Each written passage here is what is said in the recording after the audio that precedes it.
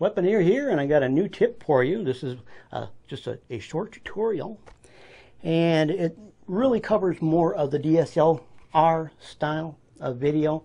Now, obviously, you can use this also for photography, but this also works for video.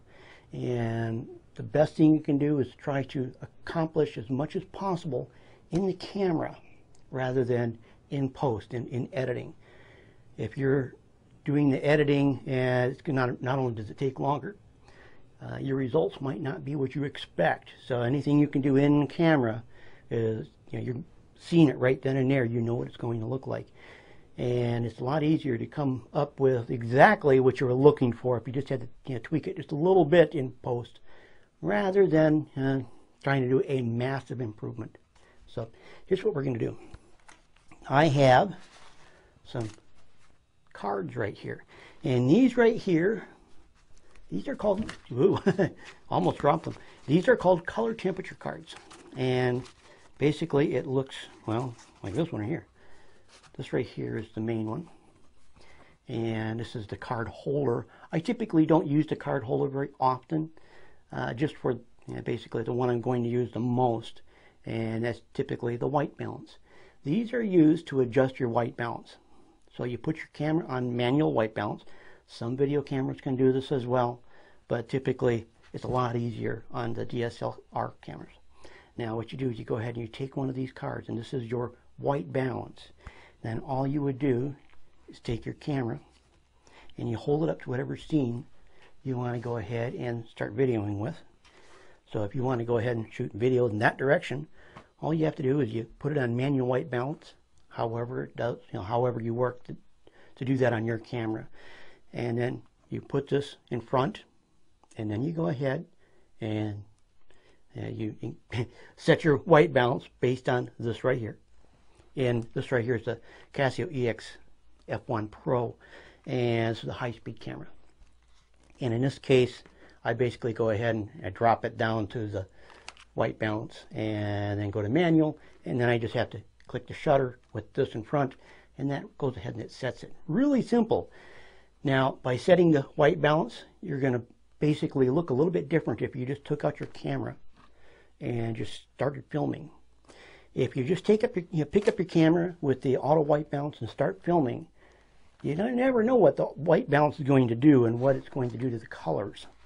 So even though you think that the camera knows best, always go ahead and set your white balance. Put it on manual, set your white balance. That way you're going to get the true colors. And I'll show you the differences. You're going to see the differences right here of a regular, without the automatic setting basically, and then the actual white balance setting. So once you tell your camera what color the white is, it's going to do a lot better job at capturing the true colors. Now, but what happens if you use something like this? Well, since these are color temperature cards, I actually have several of them here. These are different brightnesses and stuff like that. This is your blue 3, you got your blue 1 and blue 2. And these are really simple to use. If you want to go ahead and, like I said, in camera, if you want to use your camera to shoot a, like a evening scene, sundown, sun's going down, or anything like that, where you want, you want the sky or the background to have that color. This is kind of weird. Now, basically, I've got two colors here. I've got, other than the white, I've got the three colors.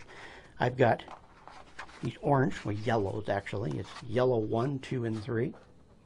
And we've got our blue 1, 2, and 3. Now, if you want the scene to be in that tone, and like I said, I'll show the tones here.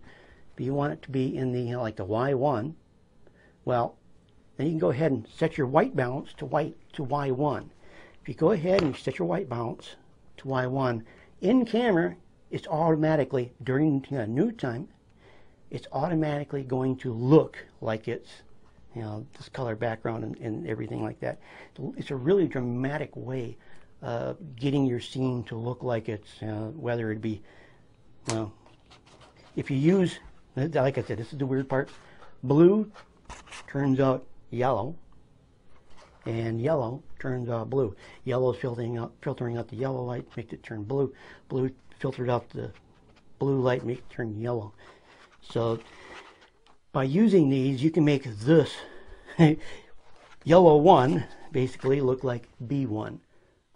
So when you're holding up this, the yellow card to do your white balance, your background's going to change to this kind of a color. It can be a little bit lighter than this, but you're going to see that kind of color. So if you're trying to make it look like it's like a moonlit night, you can go to a B3. Well, actually, you go to a Y3.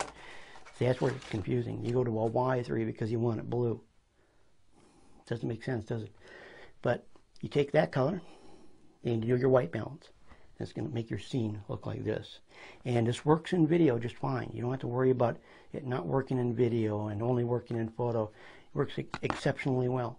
And if your camera can go ahead and set to manual white balance for regular cameras, not DSLRs, camcorders, then you can do the same trick. This is really easy, and this is the easiest way that I know of to actually make your scene look the way you want it to. Now typically what these colors are, you can get different colors too, but what these colors are, these are your main colors for morning and night, sunrise, sunset. That way you can go ahead and white balance your camera to whichever one you want, and then at noon you go ahead and you take your pictures, and it's going to look like you went ahead and got up early in the morning and took a sunrise photo, or late at night and took a sunset photo. That's basically what it's doing, but you're able to do this anytime during the day. So you got it? Really simple stuff. This right here is the Menon, and you can get these on eBay. They're a little harder to find under the Menon name, but just look for color temperature cards. They are able to be found. You can get them, and this is the best way to go ahead and save a lot of time. You don't have to, if you have to shoot a morning scene or a midnight scene, you can go ahead and do it in camera during the day and make it look like the color you're looking for. And then rather than in post trying to make it night for day or day for night, you're able to go ahead and do that properly just in camera. So if you have any comments or questions based on these color temperature cards, feel free to post them below. I've been using these for about a year now, and I've had excellent luck with them. Everybody that goes out with me to take some pictures or shoot video has always commented on how well this actually works. So, and you probably, as I was talking, you probably went ahead and saw the pictures as I was showing them, just to give you kind of a look as to what I'm really talking about when I go ahead and I say, the blues, the yellow, and you get to see what the picture actually looks like. It's going to look the same thing in video, so don't worry about that. Once again, if you have any comments or questions, leave it below. Don't forget to subscribe. Don't forget to rate my videos. I'm Weaponeer, and I'll catch you in the next one. What you want? What you want?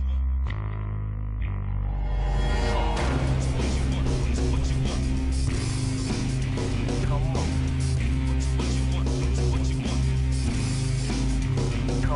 Come on.